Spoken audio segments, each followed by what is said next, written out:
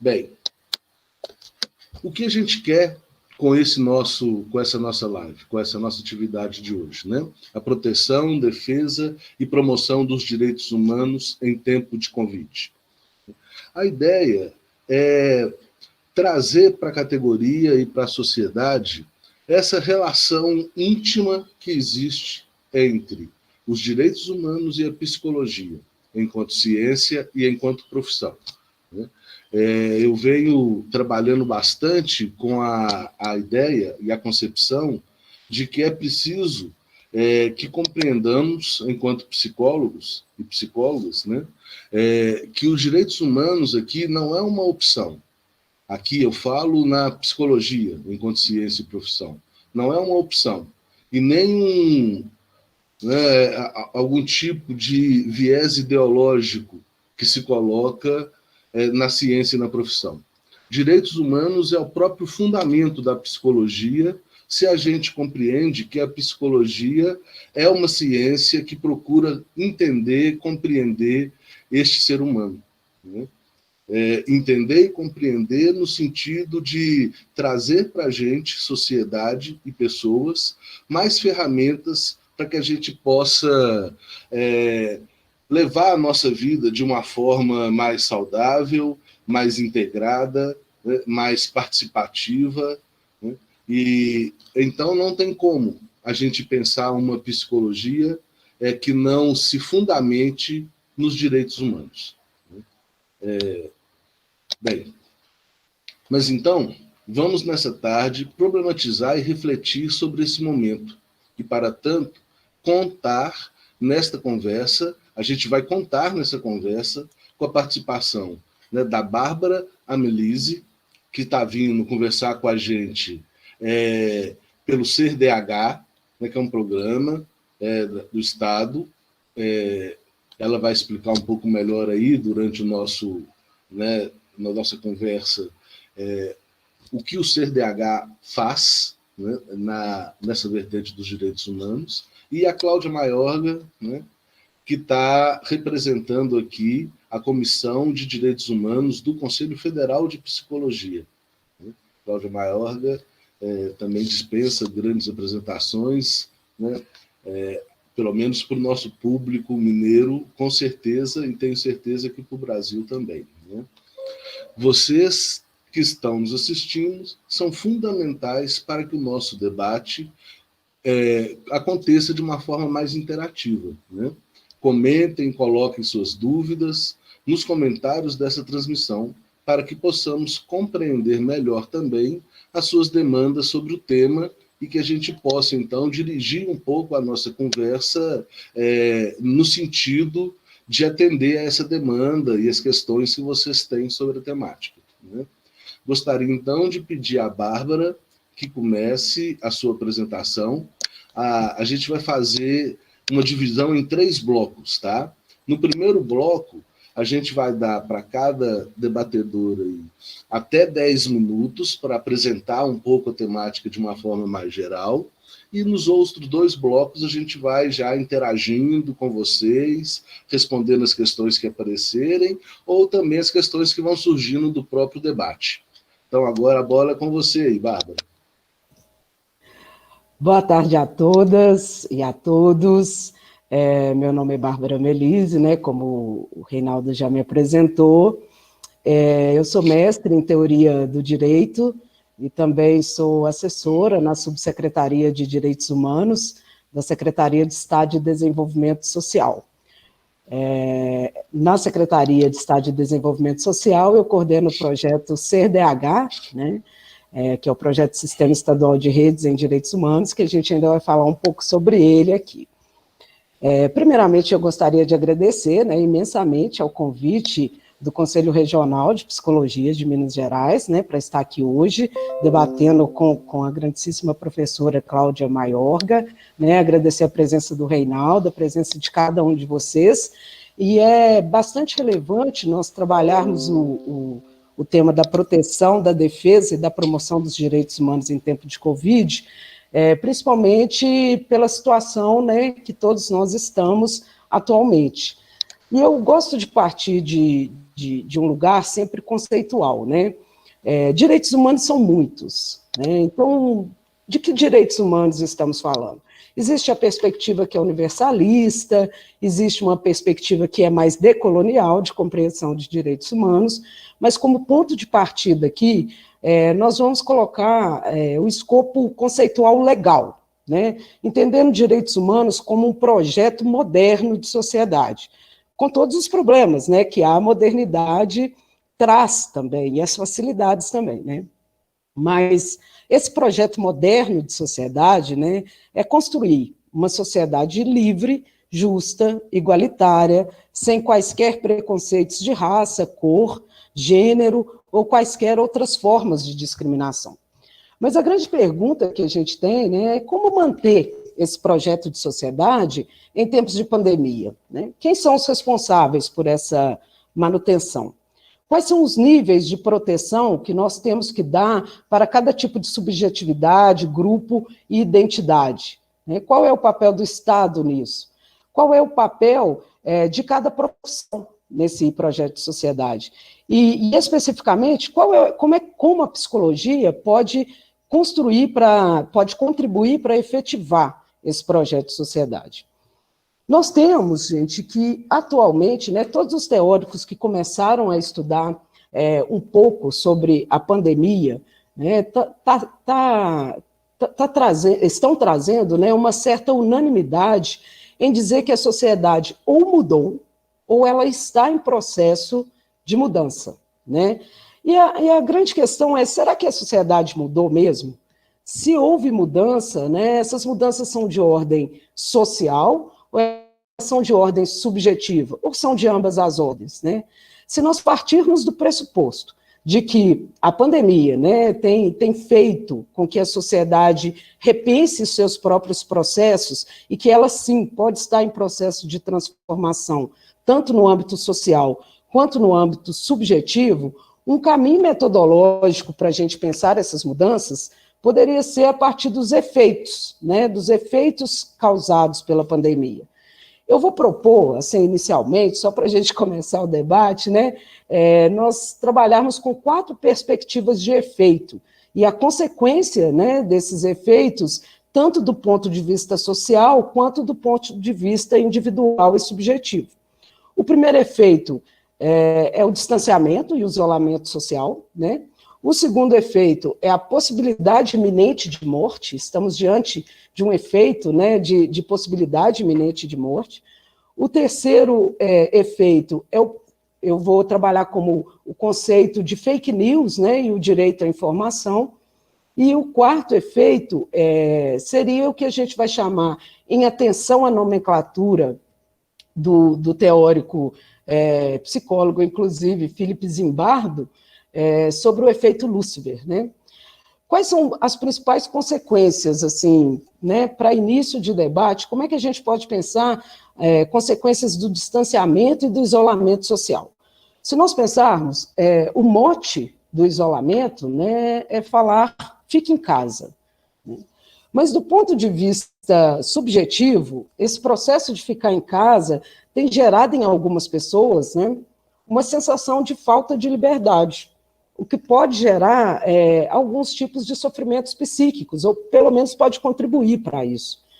Mas do ponto de vista social, o isolamento traz ainda perspectivas mais interessantes, né, e mais problemáticas, de alguma forma, se nós pudermos colocar em medições, né.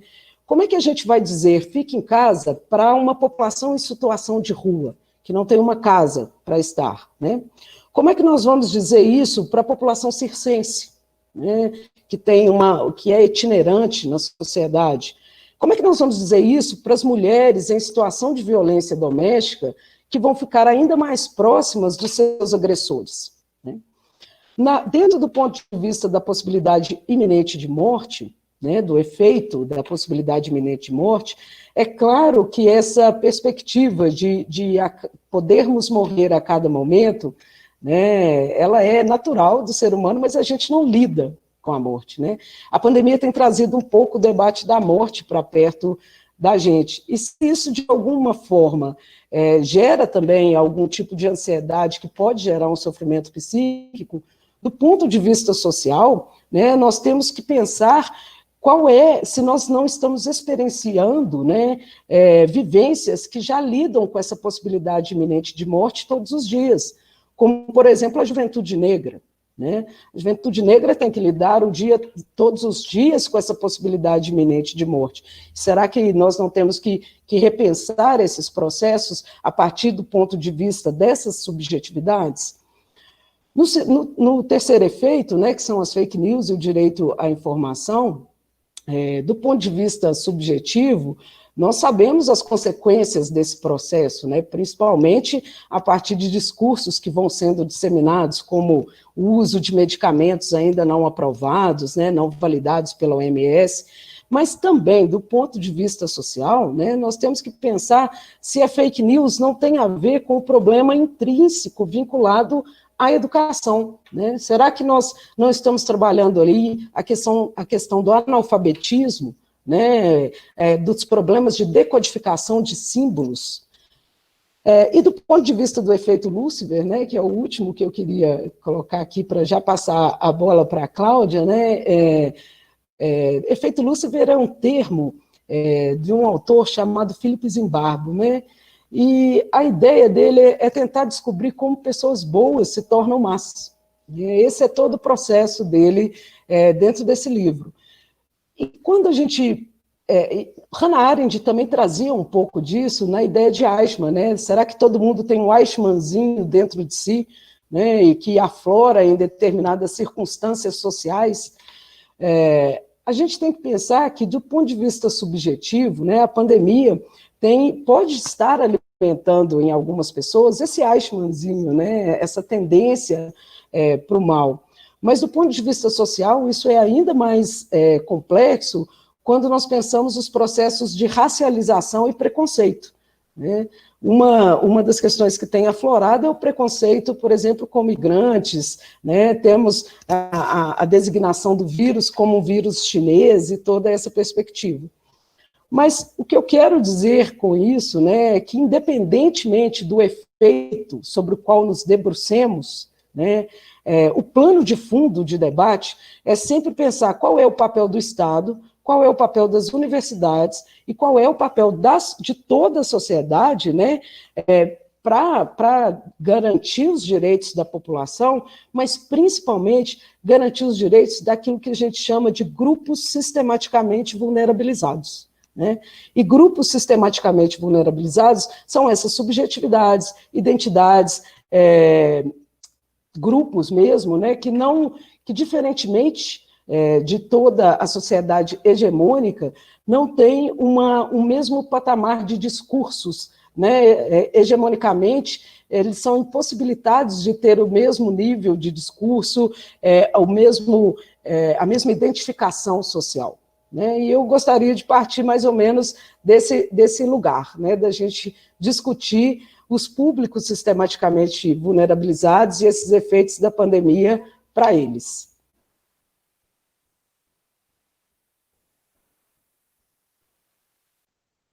Muito obrigado, Bárbara. Fantástico. Acho que vai dar para a gente desenvolver legal. Cláudia, passando para você. Tá ótimo. Então, boa tarde a todas e todos. Quero cumprimentar o conselheiro Reginaldo, a Bárbara. Muito bom estar participando aqui dessa live aqui com vocês. Quero agradecer ao CRP Minas pelo convite, nas pessoas do Reginaldo e também da psicóloga Liliane Martins. E quero também abraçar virtualmente todas e todos que nos assistem, né? Eu sou Cláudia Maiorga, estou aqui representando a Comissão de Direitos Humanos do Conselho Federal de Psicologia, como o Reginaldo me apresentou no início. Eu sou também psicóloga social, professora da Universidade Federal de Minas Gerais.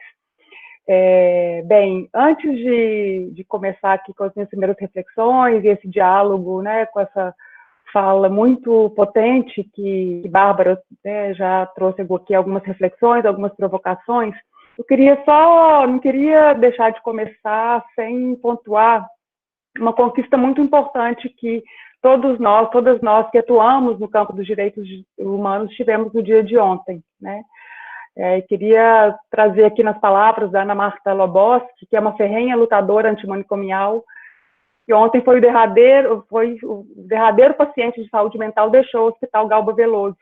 Então, queria começar com essa alegria, né? Viva a liberdade ainda que tantã, né?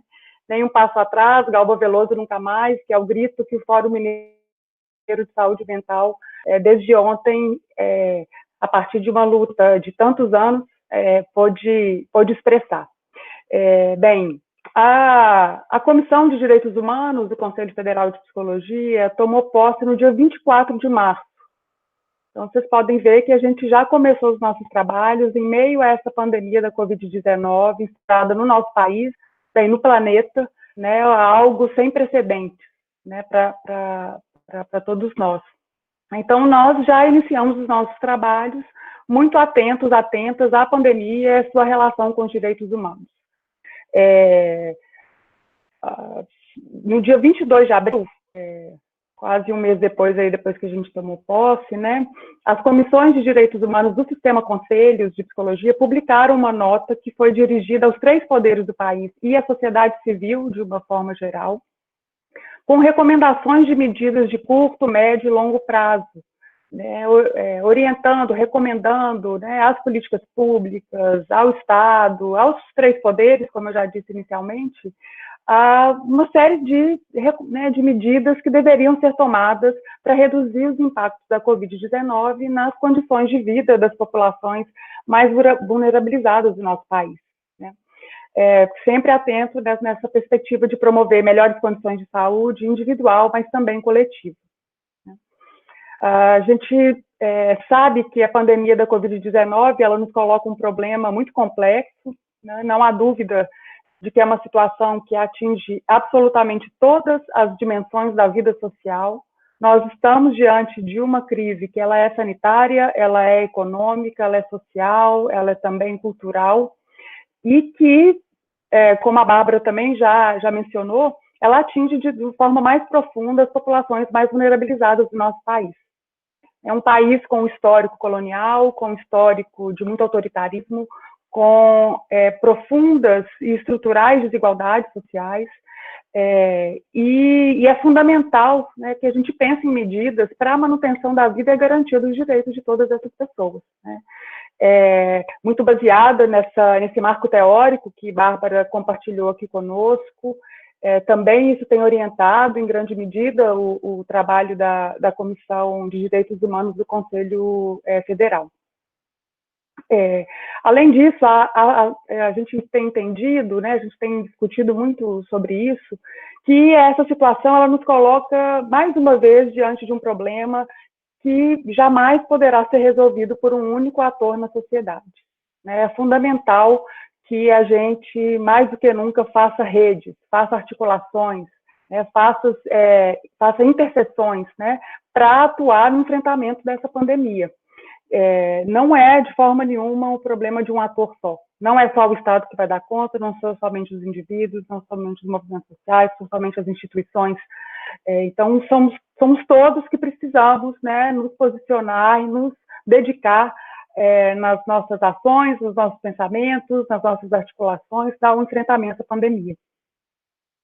Então, essa ideia de rede, né, tão forte, tão presente nos movimentos sociais, por exemplo, também nas políticas públicas, né, é algo, né, que eu fico pensando que a gente precisa resgatar e aprofundar essa ação articulada, essa ação coletiva para o enfrentamento dessa situação. Que, como eu disse, né, quando a gente vai falar das violações dos direitos humanos do nosso país, infelizmente, essa é uma violação histórica e estrutural, né? Então, muitos dos problemas que as populações mais vulnerabilizadas têm vivido diante da pandemia, agora, né, no presente, elas já estavam anunciadas, já estão anunciadas, né? Bárbara colocou isso muito bem quando mencionou a questão da juventude negra, né, das mulheres e outros sujeitos que no espaço doméstico vivem uma série de violências. Então, é muito importante que a gente tenha isso em mente, né? E a gente sabe, Isso é uma feliz constatação que nós temos muitas psicólogas e psicólogos em todo o país atuando junto às populações vulnerabilizadas. Isso que o Reinaldo nos colocou no início da apresentação dessa live, né? Fazendo uma psicologia comprometida com os direitos humanos, com a promoção dos direitos humanos, com a defesa dos direitos humanos, no serviço das políticas públicas, na clínica, nas comunidades, nas diversas instituições. E por isso, né, eu queria muito fazer esse convite a todas que nos assistem, que conheçam mais detalhadamente esse documento que os Conselhos de Direitos Humanos de Psicologia, dos Conselhos de Psicologia de todo o país elaboraram.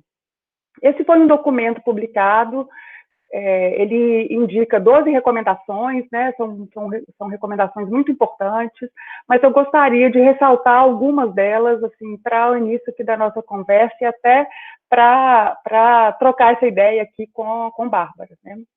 Então, o primeiro ponto é a necessidade, né, de garantir atenção especial, prioritária e imediata de ordem econômica, política e assistencial para as populações historicamente vulnerabilizadas.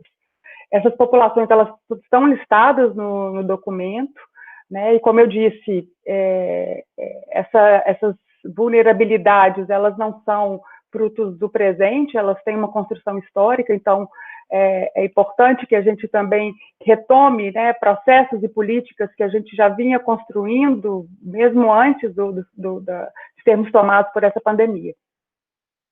Também tem um outro aspecto nesse documento que aponta para a necessidade de garantir para todos e todas um acesso irrestrito às informações sobre o novo coronavírus, que também dialoga com isso, o acesso do direito à informação que Bárbara colocou, né? Então, a gente sabe que nós temos uma situação nada democrática em relação ao acesso aos meios digitais, à internet, né, no nosso país. Pensem nas populações ribeirinhas, nas comunidades indígenas, que muitas vezes não têm acesso nem à mídia televisiva, né? E também a importância da gente atentar para a linguagem de como nós compartilhamos as informações sobre a Covid ou sobre essa pandemia, né? É importante pensar, né, na acessibilidade a essas informações. Então, claro, né, os órgãos oficiais fazem as suas recomendações, são recomendações oficiais, mas é importante dialogar, né, com crianças, com jovens, pessoas das periferias, das ocupações, que, como também Bárbara muito bem mencionou, vivem situações muito difíceis, onde a recomendação do isolamento não é possível de ser acolhida. A higienização em populações, comunidades, vilas, favelas, ocupações, assentamentos, que não têm acesso ao saneamento básico, à água, né, toda a questão. Então, são questões muito complexas, então o documento buscou abordar também essa dimensão. Tem um aspecto que eu gosto muito no documento, que é o ponto 9, né, são 12 recomendações, como eu disse para vocês, que indica a necessidade de criar e ampliar canais de diálogo e apoio às ações realizadas para o enfrentamento da pandemia, por conselhos de classe profissionais, sindicatos de trabalhadores e trabalhadoras, movimentos sociais e também movimentos de direitos humanos. Isso também é muito importante, porque são grupos, são instituições, são grupos sociais que eles também têm buscado construir soluções alternativas para lidar com o contexto da pandemia. Então, quando a gente pensa em políticas para o enfrentamento da pandemia, a gente tem que considerar que também os saberes que essas populações também têm desenvolvido, também têm construído para enfrentar essa situação tão grave no nosso país, no planeta, né? Eu daria um exemplo de Belo Horizonte, aglomerado da Serra, né? Saudações aí para todas, né? Para toda a comunidade do aglomerado da Serra, que é o movimento das Mulheres da Quebrada, né? Que tem feito um movimento, mulheres negras, jovens, que tem feito todo um movimento de organização de sua comunidade, de também discutir e via cultura, né, as questões do isolamento social e todos os desafios que essa pandemia nos coloca, né? E, por último, também para terminar aqui essa fala inicial e continuar aqui o nosso diálogo, acho que é muito importante a recomendação 11 nesse documento, que diz que indica, né, que o Estado garanta ações de proteção e de saúde mental às pessoas que têm sofrido com isolamento social. Né, muitas vezes essas pessoas que têm convivido com agressores no âmbito doméstico, mas todas as mudanças que o isolamento social tem provocado nas nossas vidas.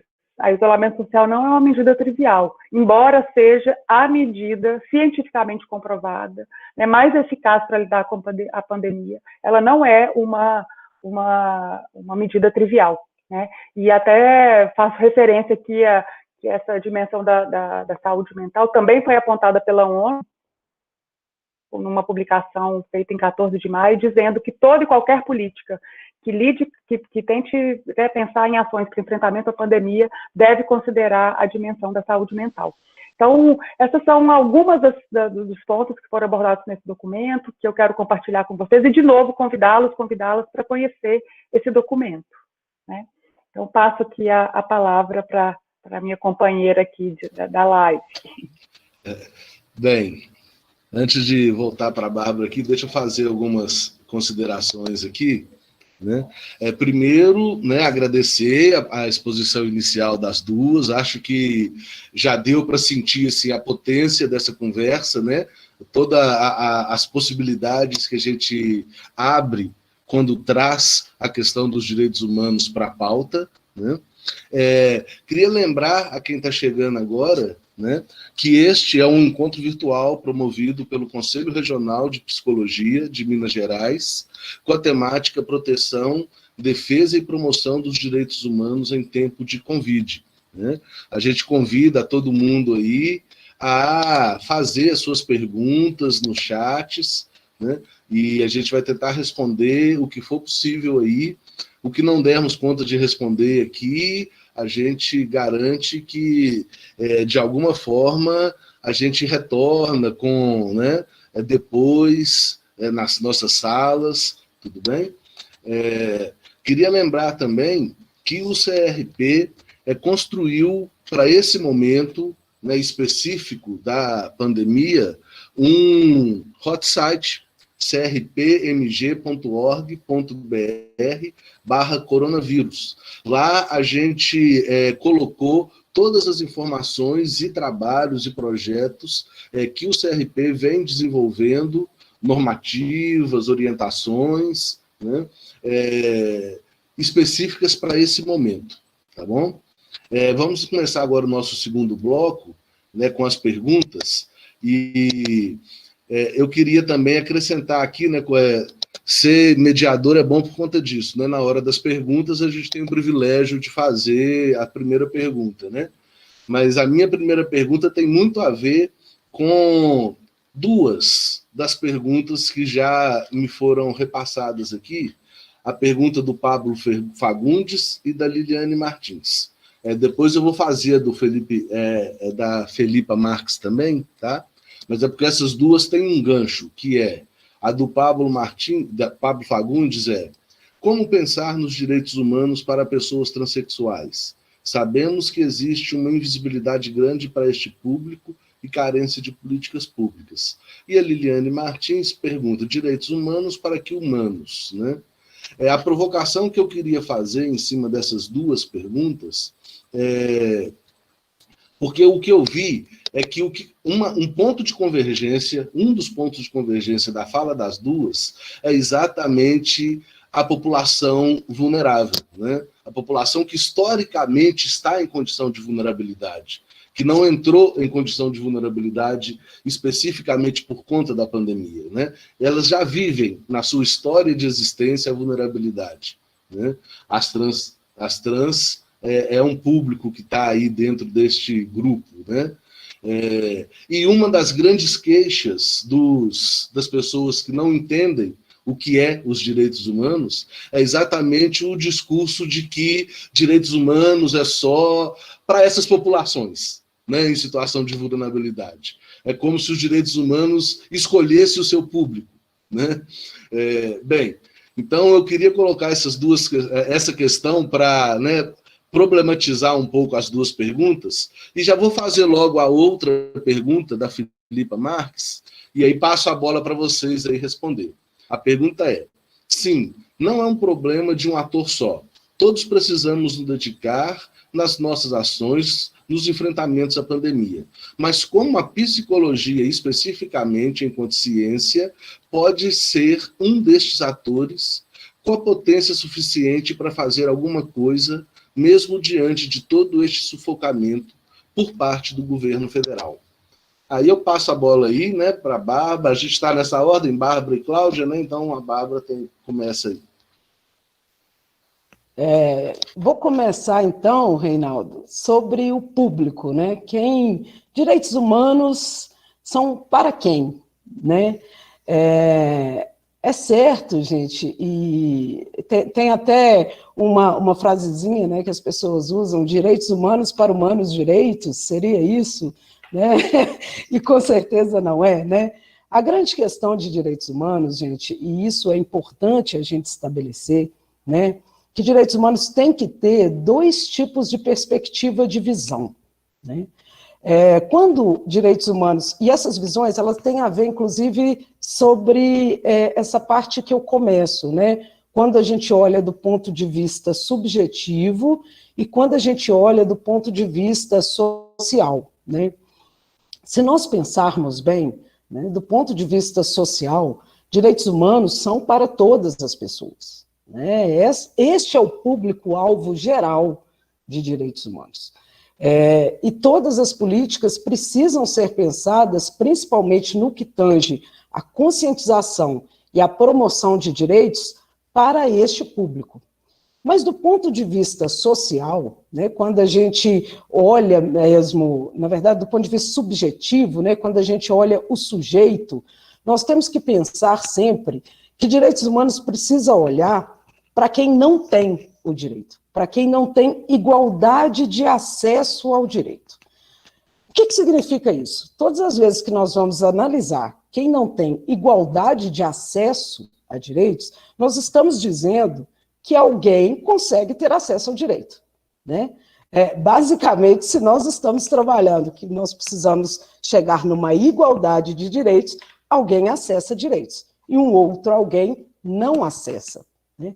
Quem é que acessa direitos e quem não acessa direitos?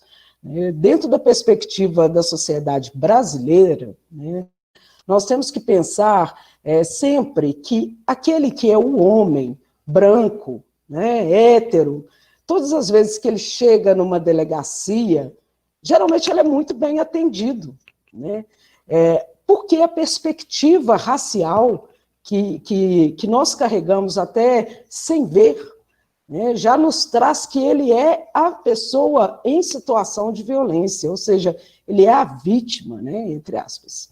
Mas quando tem uma pessoa que é negra, né, e que está em determinados espaços, numa noite, perto de um bairro que é nobre, né, a perspectiva racial já traz, né, uma atuação, né, estatal, inclusive, de que esta pessoa tem a cara e o estereótipo do violador. Então, quando a gente pensa do ponto de vista subjetivo e pensa que o processo, né, o que cabe ao direito é a igualdade material de acesso, o que cabe a direitos humanos, né, é promover essa igualdade material de acesso, né, nós estamos dizendo, basicamente, que o público-alvo do ponto de vista individual e subjetivo são os grupos sistematicamente vulnerabilizados. Mas quem são? Dentro do projeto SER-DH, né, que eu comentei com vocês, que eu estou coordenadora hoje dentro da Secretaria de Estado de Desenvolvimento Social, nós trabalhamos com 34 grupos temáticos, né? Falamos da mulher, falamos da pessoa em situação de rua, de povos e comunidades tradicionais, da pessoa indiciada, processada, da pessoa com sofrimento psíquico, com ou sem diagnóstico, né? Porque há uma vulnerabilização histórica dessas pessoas no seguinte quesito, né? Ou elas são desqualificadas em discurso, ou são desqualificadas em existência. Quando nós trabalhamos sobre a luta antimanicomial, por exemplo, por que teve que ter essa luta? Né? Por que a gente tem que pensar sobre essa luta? Nós temos que pensar sobre essa luta porque entendemos que as pessoas que possuem um sofrimento psíquico em determinado nível, né, é uma vida nua, é uma vida que precisa ser isolada, é uma vida que precisa ser retirada da sociedade. Né? Ou seja, a gente desqualifica a existência dessas pessoas. Então, grupos vulnerabilizados são sempre aqueles que são desqualificados em existência ou desqualificados em discursos. E quando eu falo que eles não são hegemonicamente, né, eles não estão dentro da hegemonia, não é no quesito populacional. Se pensarmos, por exemplo, a mulher dentro do cenário do Brasil, né, ela é majoritária, né? Em quantitativo populacional, nós temos uma porcentagem maior de mulheres. Mas a historicidade da desqualificação dos discursos da mulher faz com que ela seja um grupo vulnerabilizado.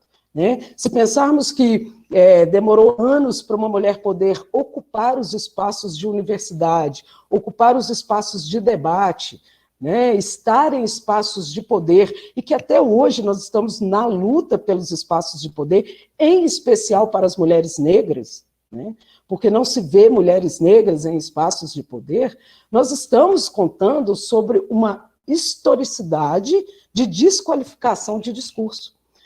Então, quando a gente trabalha quem é o público-alvo de direitos humanos são para quem? São para todos. Né, do ponto de vista social, são para todos.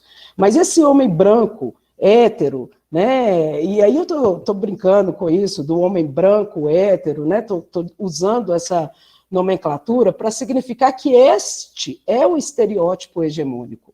Né, e ele é o estereótipo de quem acessa direitos. Então, quando a gente analisa que ele também deve ser público e de direitos humanos, ele tem que ser público de direitos humanos, principalmente para ser conscientizado sobre subjetividades, identidades e grupos, né, que não têm a mesma expansão dentro da sociedade, né, o mesmo tipo de reconhecimento social. Né? Essa foi uma das perguntas, eu espero que tenha respondido, eu não me lembro quem perguntou. Né? Depois o Reinaldo traz aí. Parece que teve uma outra pergunta vinculada a como pensar direitos humanos para as pessoas transexuais. Né? Gente, a invisibilidade do público LGBT e QA+, né, nós usamos dentro do projeto SER-DH uma nomenclatura até extensiva, que é a ideia, inclusive, de trazer visibilidade para todos os grupos, né, trazendo aí o I do intersex, né? O Q da pessoa queer, o A do assexual, né? E o mais de outras subjetividades e identidades.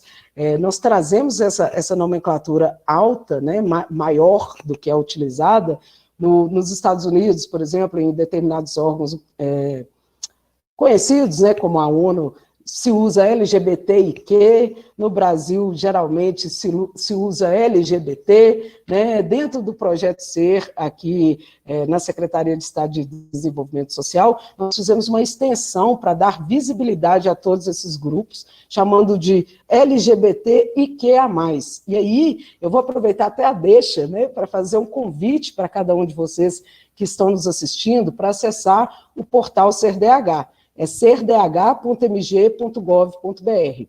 Lá nesse portal nós trabalhamos todas essas subjetividades e a identificação de cada uma delas. Né? Existe, de fato, uma invisibilidade muito grande para as pessoas trans, mas o primeiro passo, né, de visibilização é nós dizermos, né, que eles existem, né, nós nominá-los, nós identificarmos essas pessoas. E isso é importante para que as pessoas consigam entender que uma vida social, né, corresponde à coexistência de subjetividades diversas e culturalidades diversas. Né? Eu vou deixar a próxima para a Cláudia, ou ela vai complementando as duas? Como é que você quer fazer, Cláudia?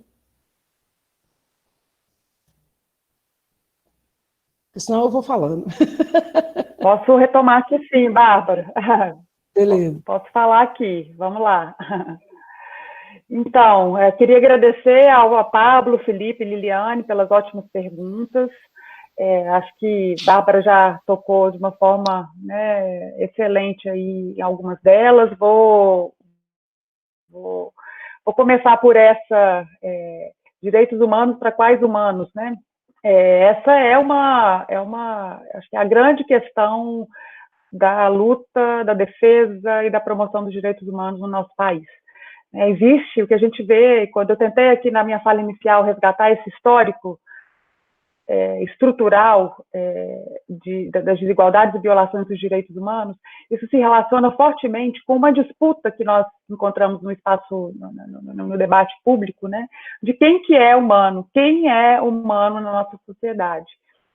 Nós sabemos que alguns grupos, eles ainda não alcançaram, né, infelizmente, o status de humanidade, né, na sua plenitude, e justamente por isso, que defender direitos humanos, que cartas que defendam os direitos humanos, que definam os direitos humanos, se fazem, né, fundamentais para a prática de todos nós como cidadãos e cidadãos, mas também como profissionais da psicologia.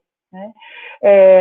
Quando a gente olha para o nosso histórico colonial, né, a população negra que vive sendo aí alvo do genocídio, vivenciamos, infelizmente, na semana passada, mais uma ação, né, genocida, com a morte de João Pedro, a partir de uma ação da Polícia Civil e Federal na região metropolitana do Rio de Janeiro. Então, são realidades que acontecem cotidianamente e é justamente por isso que a gente tem que lançar mão e defender e trazer novamente, discutir e explicar e ampliar também, né, as nossas compreensões sobre direitos humanos. Né? Então, a ideia de humano, quem é humano, né, não é uma construção para todos tão recente. Né? Vide, de novo, né, o que foi a escravidão no nosso país, em tantos outros países no planeta, vide o que ainda vivem tantas populações, como a população transexual, que foi a pergunta que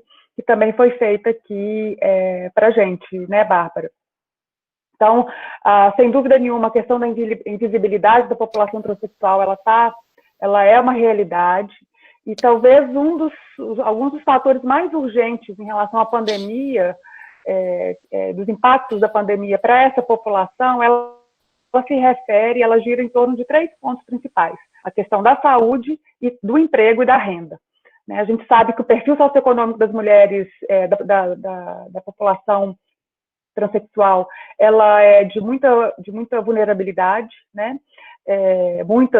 A grande maioria são negras, pobres, periféricas, semi-analfabetas.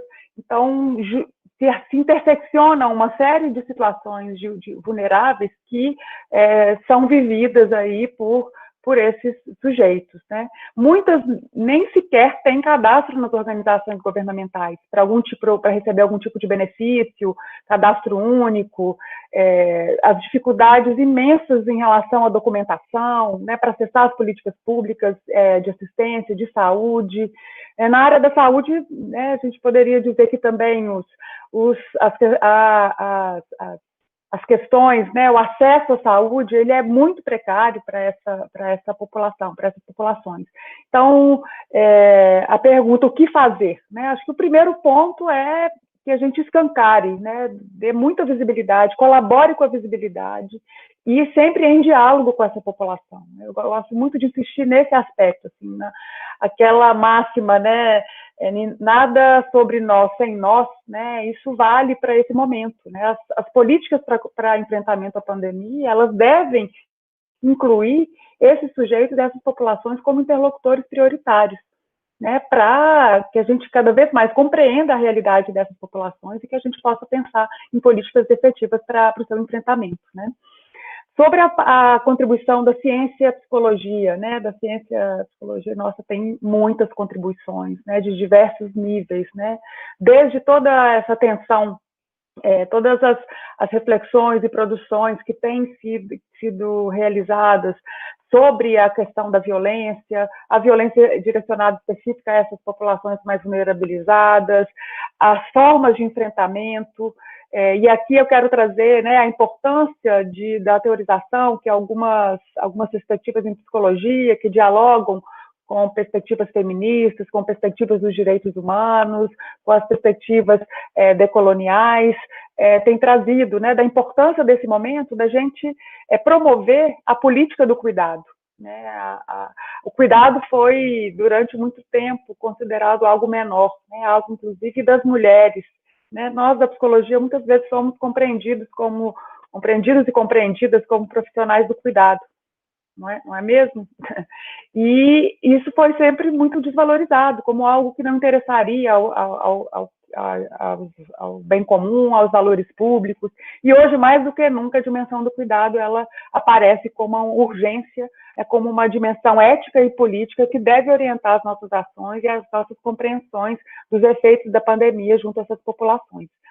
Cuidado envolvendo autocuidado, né? Que acho que também é uma dimensão que os movimentos sociais colocaram de uma forma muito, muito intensa, né? E muito importante. A pergunta dizia, né? Mas se temos orientações governamentais que não defendem direitos humanos, que não se preocupam com essa dimensão, como que a gente pode fazer? Como que a ciência e a psicologia pode contribuir? Bem, eu gosto sempre de me inspirar, né, na história. Né? Quando a gente olha para a história, tudo que foi o fim da escravidão, né, a conquista dos direitos das mulheres, as conquistas, todas elas em curso, né, ainda, mas todas essas, a conquista do SUS, a conquista do SUAS, todas essas conquistas, elas se deram com muita participação e ação coletiva. Né? Não é possível a gente enfrentar uma pandemia desse tamanho, né, com orientações governamentais tão desconectadas,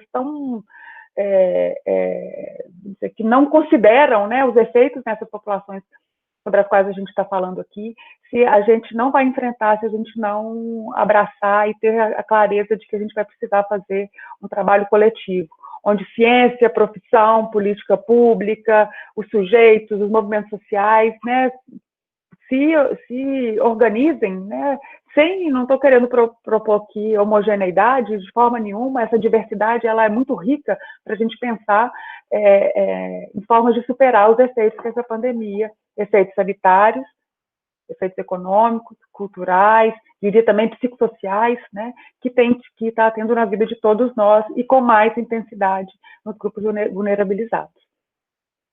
Passo a palavra. Vamos lá.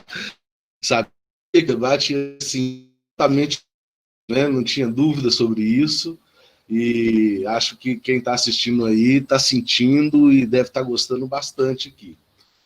A gente tem algumas questões, mais 3 perguntas aqui, né, e a gente vai apimentando, né, um pouco o debate, certo? Então, vamos lá.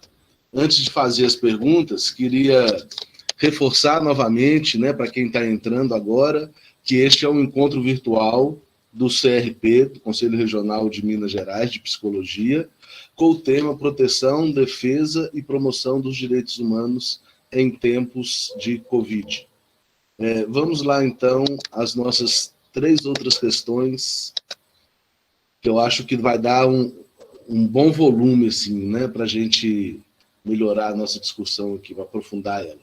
Primeiro é da Brígida Menário, né, e ela vem falando. Tem pensado este processo enquanto luto coletivo, onde a negação e a agressividade, por exemplo, se tornam sintomas manifestos. Podemos pensar num trauma coletivo? A Lisa Bento traz para a gente, né, a discussão. Mas qual a análise vocês fazem dos profissionais de psicologia que se opõem à pauta dos direitos humanos? O que isso revela? Falei que a gente ia apimentar, né? Bem, e o Rodrigo Padrini, para não deixar menos, né, traz para a gente a questão do sistema prisional, né? Como a Cláudia e a Bárbara avaliam a questão da transparência dos dados quando envolve o sistema prisional e socioeducativo? como equilibrar segurança e estabilidade de um sistema já tão precário. A gente ainda tem mais duas questões aqui, mas eu acho que essas três já dá para a gente, né, pano para manga aí, né? Então, vamos tentar responder essas três, e as que a gente não conseguir responder aqui, como eu falei, depois a gente tenta, né, no bate-papo, na sala, tentar dar algum retorno, né, a essas questões. E se a gente tiver tempo depois da resposta dessas três, a gente tenta fazer mais um último blocozinho ali. Eu não sei se vai ter tempo, a gente já está bem adiantado aqui, né? Mas eu acho que o importante é isso, assim, a gente deixar essa mensagem da importância e da força que a discussão dos direitos humanos tem nesse momento, né? Assim, para além, a discussão da saúde está tomando grande parte da mídia, essa coisa da saúde clínica mesmo, né, do tratamento, dos respiradores e tudo mais, mas, para além dessa questão, os direitos humanos se fazem muito prementes nessa hora, né? Então, volto aí a bola para as meninas. Bárbara?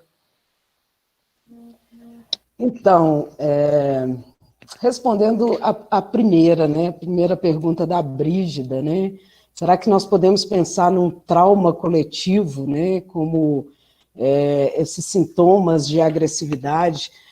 Eu não sei se estamos diante de um trauma, sabe? Muitas vezes eu fico pensando se isso não faz parte de um processo de maturação e amadurecimento democrático que a gente precisa alcançar, né? De alguma forma, todas as sociedades, quando a gente pega historicamente, né, nós vemos que as sociedades passam por momentos de retração de direitos, passam por esses momentos mais agressivos. Temos aí, né, a história nazista, temos várias outras histórias capazes de validar essa perspectiva que se gera, né, é como se fosse uma massa, uma psicologia de massas, né, com psicologia muito entre aspas, viu, gente? Mas é uma estrutura, né, que vai se criando a partir de discursos, né? Quando você afirma várias vezes uma invisibilização, né, ou quando você realmente ignora a existência de determinados grupos, na minha concepção, você vai formando a população, né, um processo educacional, né? Você vai formando a população para que ela entre nesse processo de agressividade com o outro, né? Dentro desse livro do Efeito Lúcifer, né, se trabalha um pouco sobre quais seriam as etapas, né? Como que a gente torna uma pessoa boa, entre aspas, né, em uma pessoa má, né? Já trazendo, obviamente, que bondade e maldade são conceitos muito amplos, que por si só geram um grande e amplo debate, mas qual que é a perspectiva, né? A ideia é, se você começa a dividir as pessoas, tenho nós, tenho eles, né? Se você começa a dar poderes para né, hierárquicos em relação a outros, tem a ideia de você sempre fazer com que aquele que se torna o principal violador, né, o principal agressor, comece a achar que está fazendo isso para o bem comum, né? Então tem todo um processo que é criado que gera essa agressividade, que aí eu não sei especificamente, talvez Cláudia depois complemente isso melhor, se isso se trata de um trauma, assim, dentro do conceito de trauma coletivo, sabe? Eu não sei se isso é um trauma, mas também não estou dizendo com isso que é da natureza, eu estou dizendo que é processo histórico natural. Qual a diferença disso, né? Nós já vimos que todas as sociedades, para elas entrarem em processos democráticos, né, ou seja, para elas darem 2 passos à frente, geralmente ela dá alguns atrás e começa a fazer a retenção de direitos. E isso faz com que haja também uma mobilização popular, né? E isso traz a importância da participação social, né? Das organizações não governamentais, desse processo de empoderamento e de própria existência, né? A próxima pergunta, eu acho que é da Lisa, né, perguntando qual análise vocês fazem dos profissionais de psicologia que se opõem à pauta dos direitos humanos e o que isso revela? Talvez Cláudia também vai trazer uma perspectiva até mais ampla, né, para os estudantes de psicologia, mas vou dar pitaco também, porque eu não acredito hoje em nenhuma ciência, né, social, em nenhuma ciência, mas principalmente as ciências sociais, né, desvinculadas de direitos humanos. Elas são construídas na perspectiva de direitos humanos. Né? Nós trabalhamos todo o processo que nós passamos, né? É óbvio, a psicologia aí vai trazer as várias etapas, né? A compreensão da psicologia sobre determinado aspecto em um determinado tempo, e depois você tem uma outra visão, né? Primeiro você está trabalhando só os processos mentais mesmo, depois passa para os processos conscienciosos, né? Você vai trabalhando vários tipos de processos diferentes, mas todos eles, né, até essas mudanças de olhar, elas são mudanças de olhar devido a esta historicidade e a compreensão de que não existe ciência desvinculada de direitos humanos, né? Psicólogos, e aí, qualquer outra área, tá, gente? Eu estou respondendo psicólogos porque a pergunta foi psicólogos. Qualquer outra área, de qualquer né, forma de conhecimento que se opõe à pauta de direitos humanos, na verdade, ela não produz ciência, né? Ela não produz ciência. Ela está ali tentando construir uma narrativa. É quase a mesma perspectiva, né, que alguns teóricos e pseudofilósofos, né, trazem aí, de que a Terra agora é plana. Né? É um processo de negacionismo. Você nega o que é óbvio, né, nesse processo, nós não podemos chamar isso de ciência. Né? Ele não parte de um pressuposto mínimo da ciência, que é colher, né, as informações, testar as informações, descartar aquilo que não é importante, focar naquilo que é. Né? Se você ignora esses processos científicos e toda a historicidade que nos trouxe para compreender a ciência até hoje, como ela está nesse momento, né, você simplesmente está no processo de negacionismo. Então, você não faz ciência, você não é um psicólogo da ciência, você é um psicólogo do achismo, né? Se eu puder dizer nesse sentido, e aí para qualquer outro profissional também, né? E tem o Rodrigo também que pergunta como Cláudia e Bárbara avaliam a questão que envolve os sistemas prisionais e socioeducativos, né? Como equilibrar a segurança e estabilidade de um sistema já precário.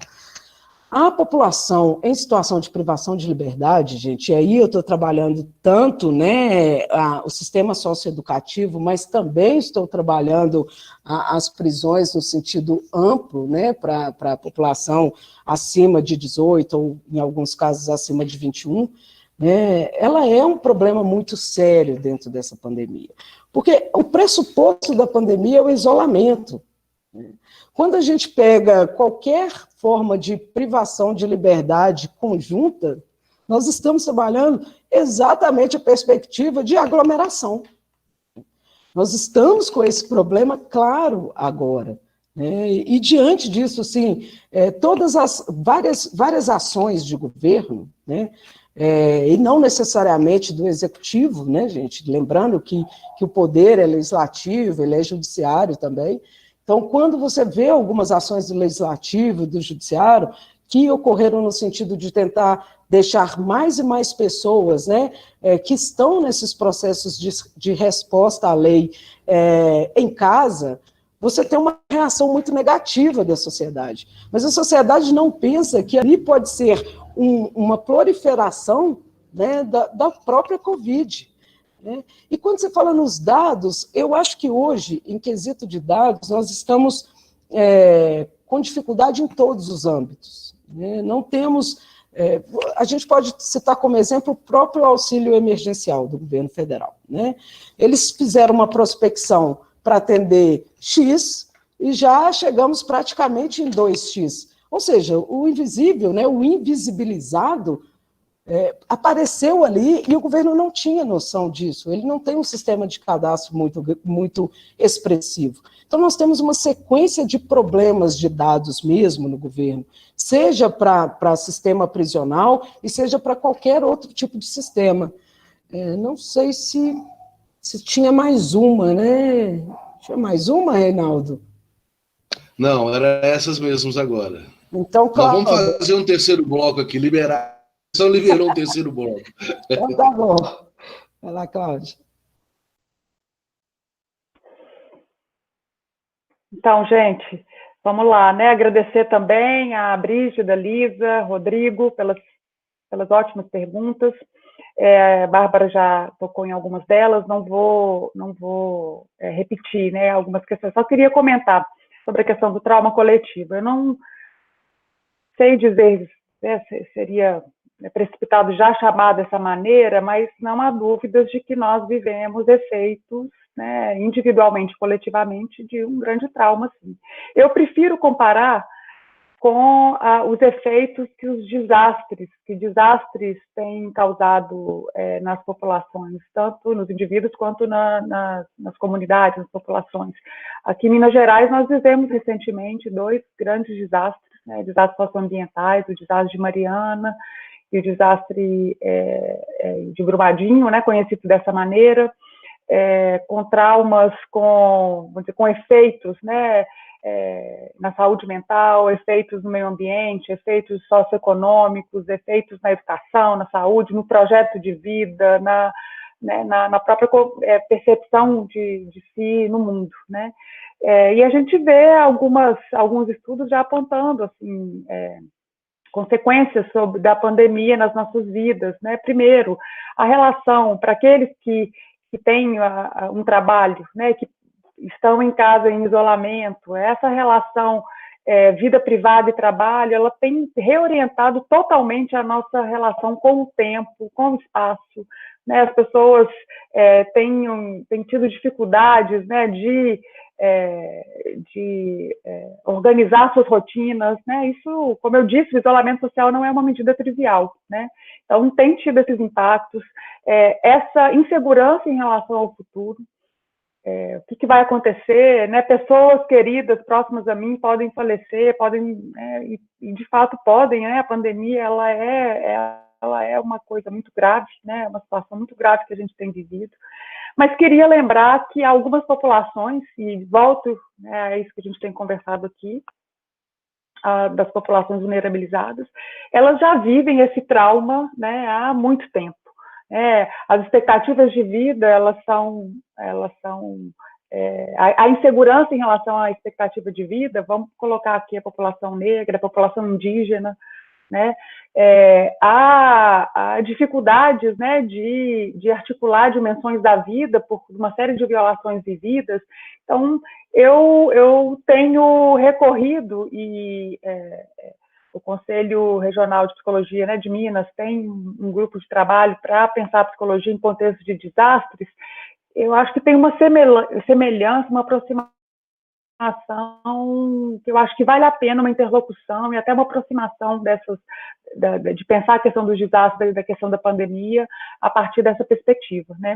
Então, mas queria lembrar isso, né?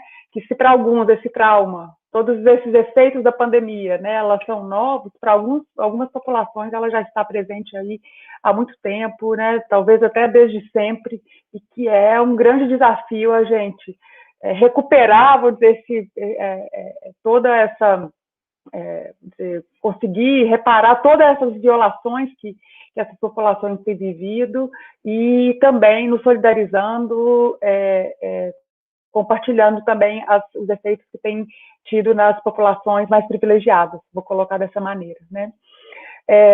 Bem, sobre os profissionais que se opõem à psicologia, que se opõem ao campo dos direitos humanos, isso é realmente algo muito, muito complexo, né? Mas o que eu diria, assim, acrescentando só um único aspecto ao que Bárbara trouxe, é que os direitos humanos, ele não depende de você querer ou não.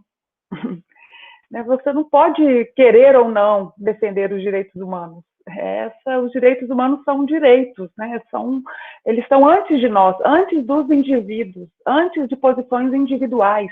A Carta, né, a Declaração Universal dos Direitos Humanos, a Constituição Brasileira, cartas de defesa dos direitos humanos assinadas por países latino-americanos. Né? Nós temos uma série de documentações e de pactos que nos antecedem como indivíduos. Eu, indivíduo, com a minha profissão, com o meu trabalho, com a minha família.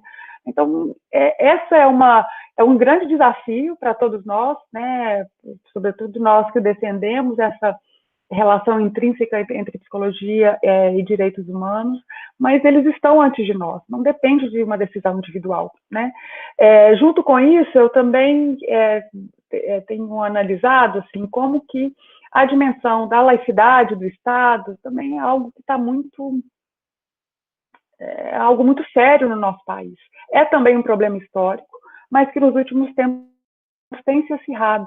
Né? Então, hoje a gente vê que as políticas públicas, muitas vezes orientadas por fundamentos religiosos, né? A liberdade religiosa, né? A liberdade de orientação religiosa, ela também é um direito. Todos nós temos esse direito, mas também é importante pensar que essa associação, né, da religião com as políticas públicas, com a prática profissional, ela é uma associação muito grave e que deve ser objeto da nossa preocupação, da nossa análise, da nossa interpelação.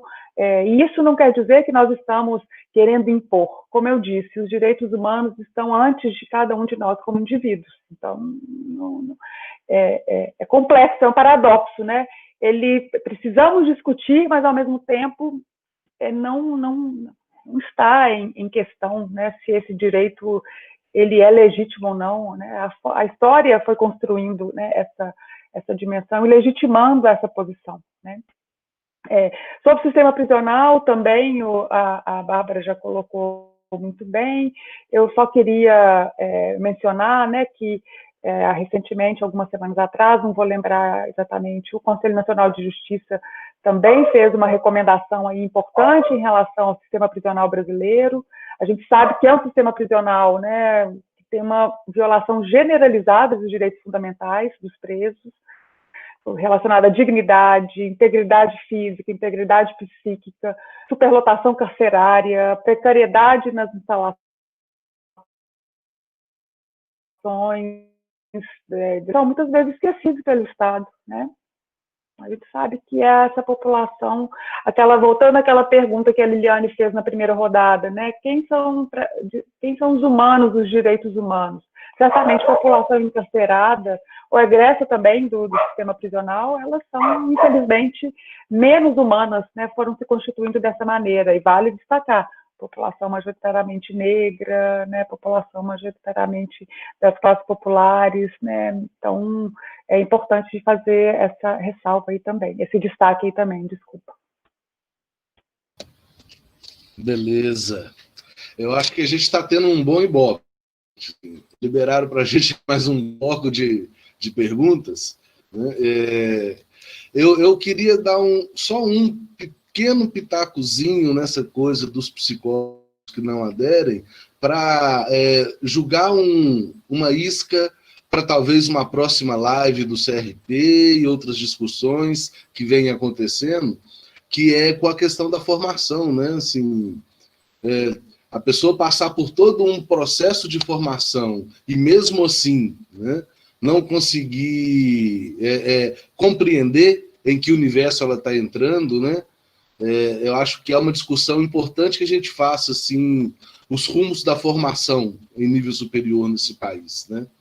Principalmente com essas universidades, essas faculdades privadas, né, que têm no interesse econômico, parece uma intenção maior, né, ao trabalhar com a educação, mas isso é papo para outra conversa, né? Deixa eu ir para as outras 3 perguntas aqui para vocês. Primeiro, do Lorenzo Bianchi. Cláudia disse que o problema de direitos humanos que estamos enfrentando agora necessita da união de vários atores. Como contribuir para que este trabalho em conjunto seja ainda efetivo no sentido de defender os direitos essenciais dos mais necessitados? A Bárbara A Jéssica Souza, pergunta para a Bárbara aí diretamente, né? Bárbara, como o projeto SER-DH auxilia na proteção, defesa e promoção de direitos humanos em Minas Gerais? A Mila Rodrigues traz aqui uma outra questão. Muito bacana as colocações, parabéns. Neste contexto de isolamento pela pandemia, algumas pessoas têm usado o termo comportamento de risco para falar das decisões individuais de socializar-se de maneira opcional, que impactam no todo. Gostaria de trazer uma reflexão neste sentido. Se vocês concordam com o termo e como tais comportamentos impactam justamente na questão dos direitos humanos, resguardadas as devidas reflexões sobre aqueles e aquelas que não têm podido isolar-se durante a pandemia. E aí, assim, a gente fechar aqui as questões e fazer esse último bloco, eu vou trazer, então, também mais uma contribuição aqui. A pessoa não se identificou com o nome, ela coloca um codinome, né, que é Psicologia do Ser. E a pergunta da questão dela é: fala um pouco sobre meios de manter a garantia de direitos no meio do isolamento. Trabalho no CRAS e a interrupção das visitas dificulta bastante. Aí a bola está com vocês, meninos, para essa última rodada aí. Cláudia, você quer responder a primeira pergunta, eu respondo a segunda, porque a primeira foi direcionada para você, né? Se quiser já emendar aí, Bárbara, pode falar. Eu toco na pergunta na hora que eu for falar aqui.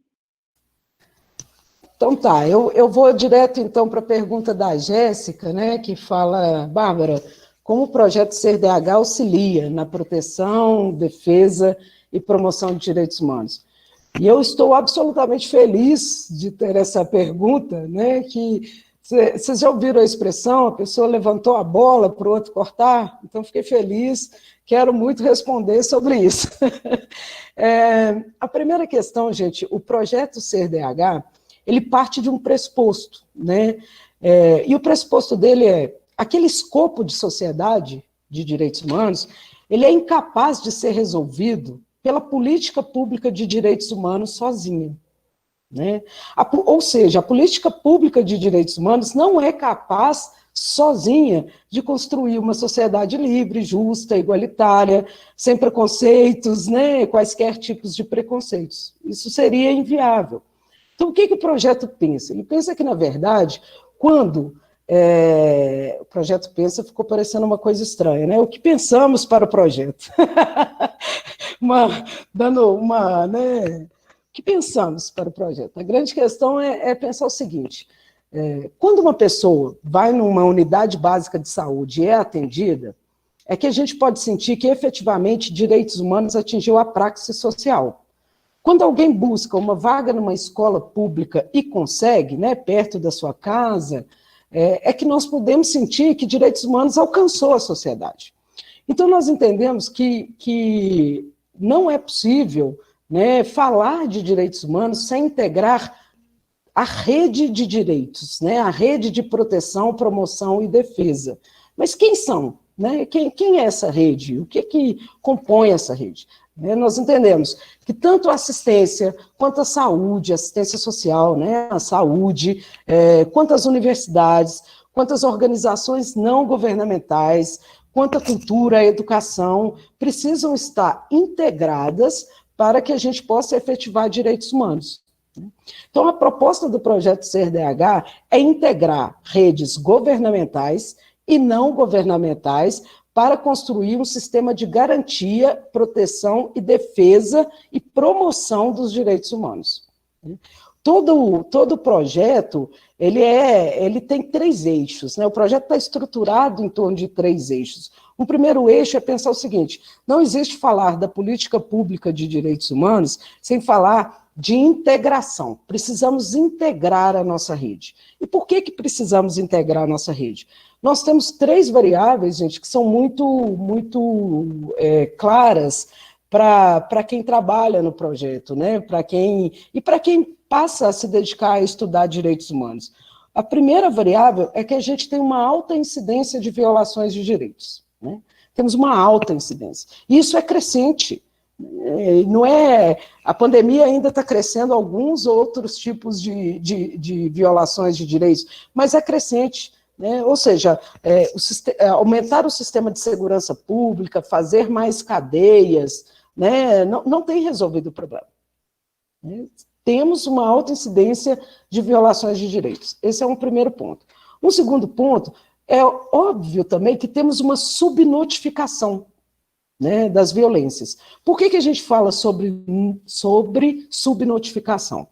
O primeiro ponto é pensar o seguinte: se nós analisarmos os dados de Minas Gerais, por exemplo, né, existem, e pegarmos os dados do Disque 100 sobre registro de casos de violência, nós temos municípios mineiros que nunca registraram uma violação de direitos desde 2014, que não registraram violações de direitos desde 2014. É possível você dizer assim, nossa, então pode ser que lá seja um lugar que não tenha nenhum tipo de violação.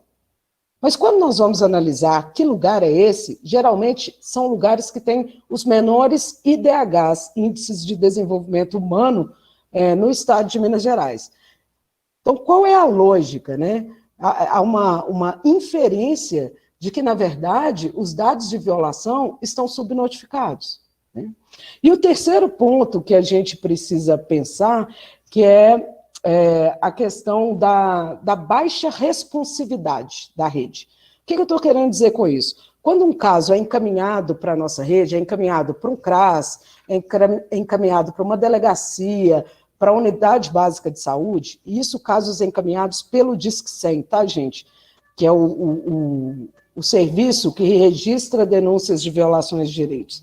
Quando esses casos são encaminhados para esses equipamentos, nós temos em Minas Gerais que de todos os encaminhamentos realizados, os equipamentos da nossa rede respondem a apenas 12% dos casos de violação. Ou seja, nós simplesmente deixamos de responder o que aconteceu, né, se a pessoa conseguiu chegar a um desfecho, né, se ela conseguiu chegar a uma conclusão do seu caso, em mais de 80%, né, em 88% das vezes. Então, trabalhando com a subnotificação, trabalhando com a alta incidência de violações e trabalhando com essa baixa responsividade da rede, o projeto, a partir desses eixos de articular, integrar e promover a incidência política da pauta de direitos humanos, pretende oferecer determinados produtos para fortalecer essa garantia de direitos. Quais são os produtos, né? Para o eixo de integrar a rede, a gente oferece para todas as instituições um sistema que é chamado Sistema Integrado de Monitoramento e Avaliação em Direitos Humanos. Esse sistema, ele é por adesão de instituições, né, tanto governamentais como não governamentais. Basta a instituição querer fazer a utilização do sistema, que ela pode fazer. E o sistema não é simplesmente um sistema de registro, né? Ele é uma metodologia. Ele é uma metodologia de atendimento em direitos humanos, onde a gente trabalha, por exemplo, os cadastros socioeconômicos, pensando nas subjetividades e identidades de cada um dos nossos 34 grupos temáticos, mas nós trabalhamos também os encaminhamentos e o monitoramento da rede, ou seja, a resposta que o cidadão vai ter efetivamente para o seu caso de violência, né? E nós trabalhamos também dentro dos eixos do projeto e dos produtos, né? Dentro do próprio CIMA, que está dentro do eixo da integração, nós trabalhamos as ações de promoção em direitos humanos, entendendo que só a conscientização, né, só os processos educacionais são capazes de fazer com que os direitos humanos sejam efetivamente construídos. Então, nós pretendemos fazer essa integração de rede. No eixo da articulação, a gente trabalha os acordos de cooperação, chamando toda a rede para participar e construir junto esse projeto.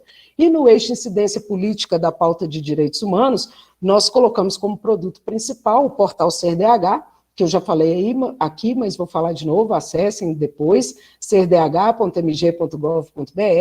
onde a gente tenta fazer pegar cada grupo temático e trazer conteúdos técnicos, né, em direitos humanos, conteúdos que possam balizar discussões em direitos humanos. E dessa forma a gente trabalha tanto na proteção com cima, né, na proteção e defesa, como na promoção de direitos humanos. Ok? Falei muito, né? Vou passar para a Cláudia. Nada. Demais, precisava.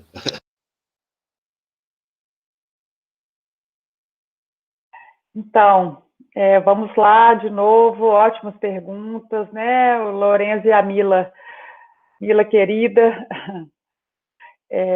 Mila Rodrigues é uma psicóloga negra lá do Mato Grosso, eu conheço, fez uma live maravilhosa na semana passada, na Semana de Saúde Mental da UFMG, e também a Psicologia do Ser, né, que foi quem fez a pergunta aqui. Então, Lourenço, sim, vários atores precisam se articular, a Bárbara também mencionou isso quando apresentou, né, o CERDH. Eu fico pensando que a gente tem que pensar numa atuação em vários níveis, né? Nessa articulação de vários atores e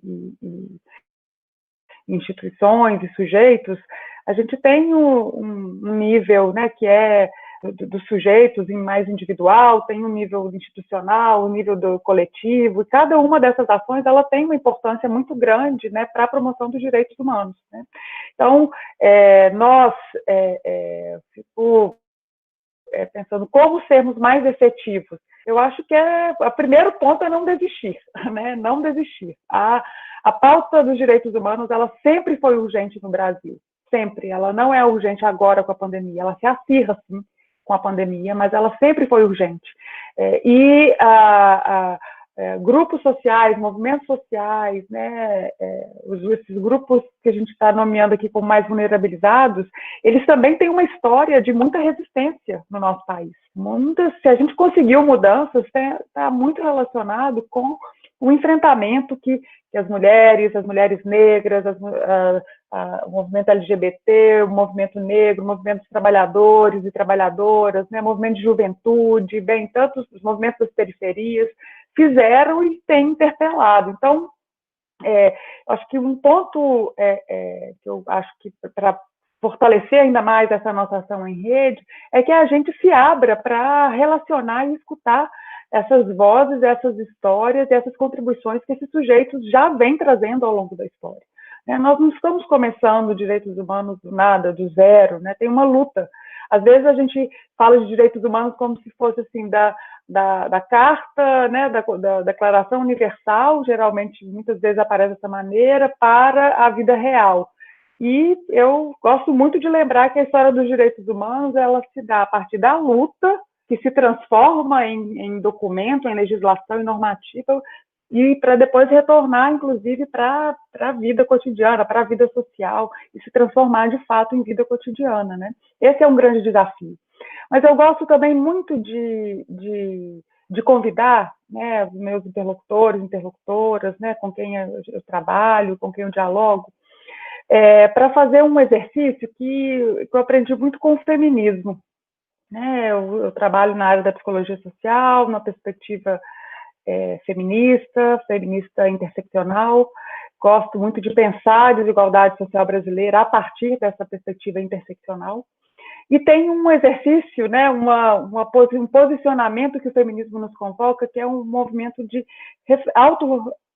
reflexividade, né, de autocrítica, de autoanálise continuada. Nós somos sujeitos, nós somos socializados como sujeitos na mesma sociedade que nós queremos transformar.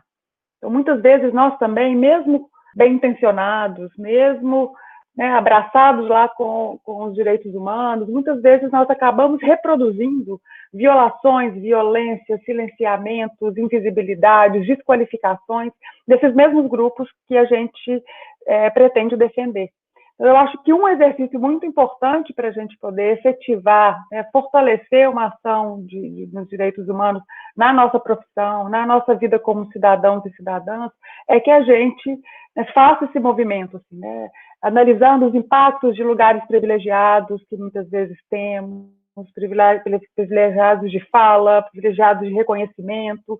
É muito importante que a gente esteja atento se a nossa ação ela possibilita que o outro fale, se manifeste, se expresse, viva, seja humano, ou se a nossa ação ela silencia ou ela muito mais reproduz lógicas coloniais e de disciplinar o outro, né? E não permitir que o outro seja sujeito. Então, eu acho que, como eu disse, muitas frentes, precisamos pensar em todas elas. Nós, psicólogos, estamos em todas essas frentes. Nós estamos nas políticas públicas, nós estamos trabalhando junto com a população, nós estamos planejando, avaliando políticas, nós estamos formando pessoas, nós estamos nas instituições mais diversas. Então, a possibilidade da gente multiplicar, né, essas nossas ações e considerando o outro como um interlocutor fundamental e não como um objeto da nossa ação, eu acho que esse é uma virada importante, mas que a gente tem que ser vigilante, né, epistemologicamente e politicamente o tempo todo. Nós não somos os donos da fala, do saber, né, possibilitar, reconhecer o saber dos demais é muito importante na defesa e na construção dos direitos humanos. Porque senão eu vou repetir, né, vou pedir que o outro reproduza, né, a cartilha, simplesmente.